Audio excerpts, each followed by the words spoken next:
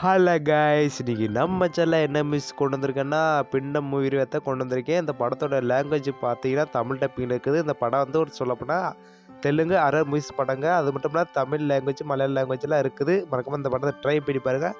யாருமே வருத்தப்பட தேவையில்லை. இந்த படத்தோட மறக்காம வீடியோ ஸ்கிப் நம்ம பாருங்கள். அப்போ ஒரு மறக்காம ஒரு வீடியோக்கு லைக் போட்டுருங்க. இந்த படத்தோட குட்டி ஸ்டோரி என்ன பார்த்தீங்கன்னா, நம்ம ஹீரோ வந்து ஒரு கவர்மெண்ட் வேலை கிடைச்சி ஒரு ஊருக்கு போகிறாங்க. அந்த ஊரில் போய் தான் வேலை பார்க்குற மாதிரி இருக்குது. நம்ம ஹீரோவுக்கு வந்து கல்யாணம் முடிஞ்சு ஒரு ஒய்ஃப் இருக்காங்க. ஒய்ஃப் வந்து கர்ப்பமாக இருக்காங்க. அதுமாதிரி ஹீரோக்கு வந்து ஒரு பையன் வேறு குழந்தை இருக்கா. அந்த என்ன பண்ணுறாங்கன்னா, ஒரு வீட்டுக்கு கூட்டி போகிறாங்க. அந்த வீட்டில் என்னென்ன பிரச்சனை சால்வ் பண்ணுறாங்க. இந்த படத்தோட கதையாக இருக்க போது கைஸ். அது மட்டும் இல்லாமல் நம்ம ஹீரோ அந்த வீட்டுக்கு போன முன்னாடி அந்த வீடு வந்து என்ன பார்த்தீங்கன்னா ஒரு பாழடைஞ்ச ஒரு வீடுங்க கைஸ். அந்த வீட்டுக்கு போகிறாரு.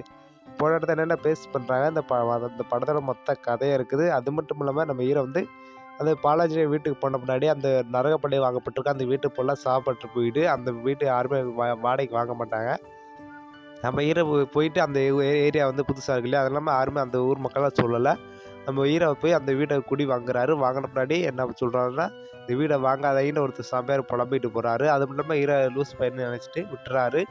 அதே மாதிரி ஹீரோ நம்ம போகும்போது கொஞ்சம் ஃபஸ்ட்டு சீனில் வந்து கொஞ்சம் பயப்படுற மாதிரி எதுவுமே இல்லை கைஸ். செகண்ட் ஹாஃபில் வேறு லெவலில் இந்த படத்தில் பயப்படுற மாதிரி வச்சுருந்தாங்க.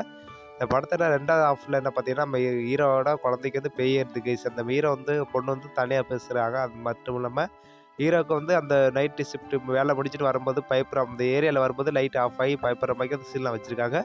ஹீரோ வர மாதிரி அந்த பேய் வீட்டுக்கு வரும்போது என்ன பண்ணுறாங்கன்னா, பயப்படுற மாதிரி வச்சுருக்காங்க. அது மட்டும் இல்லாமல் அந்த இறந்தவங்க வந்து இவங்க கண்ணு முன்னாடி வந்து கனவுல வந்து நிஜத்தில் வந்து போகிறாரு. நம்ம ஹீரோ வந்து பயந்துட்டு நம்ம ஒய்ஃப்ல வந்து சொல்லாமல் இருக்காங்க. அது மட்டும் இல்லாமல் லாஸ்ட்டில் சொல்லிடுவாங்க. அது மட்டும் இல்லாமல் ஹீரோட பொண்ணை காணாமல் போயிடுவாங்க. அந்த பேய் தான் அந்த ஒரு பொண்ணோட விளாண்டுக்கு இருக்குது. அது இல்லாமல் அந்த பேய் வந்து என்ன பேஸ் பண்ணுறாங்க, இந்த ஹீரோ மேலே அந்த சின்ன பொண்ணு மேலே ஒரு பேய் ஏறுது கைஸ். அது மட்டும் இல்லாமல் பூஜை அந்த பேய் வந்து பொண்ணு மேலே பேய் விரட்டுறதுக்காண்டி நம்ம பூஜாரி வராங்க. ஒரு டீம் வராங்க. ஆர்டிஸ்ட் வந்து இல்லை இது வந்து பார்க்குறாங்க. லாஸ்ட் அந்த பொண்ணுக்கு ஒரு பூஜை பண்ணணும், சடங்கு பண்ணணும்னு சொல்கிறாங்க. அது மட்டும் இல்லாமல் நம்ம சடங்குக்கு சரின்னு சொல்லிடுறாரு. நம்ம ஹீரோ வந்து லாஸ்ட்டாக என்ன பண்ணுறாங்கன்னா, அந்த பொண்ணு மேலேருந்து பேய் விரட்டி எடுக்கிறாங்க.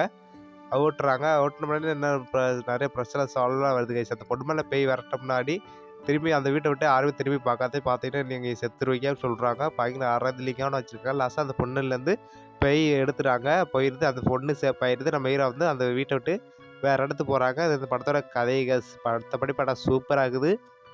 இந்த படத்தை ட்ரை பண்ணி பாருங்கள். ஒரு அறந்தலிங்கான படம். தெலுங்கு படம்னா அந்த இப்படி தான் இருக்கும் கைஸ். அது மட்டும் இல்லாமல் இந்த படத்தை ட்ரை பண்ணி பாருங்கள். இந்த வீடியோஸ் பிடிச்சிருந்துச்சுன்னா ஒரு லைக் போட்டு சப்ஸ்கிரைப் கமெண்ட் பண்ணிடுங்க. நெக்ஸ்ட் வீடியோவில் பார்க்கலாம்.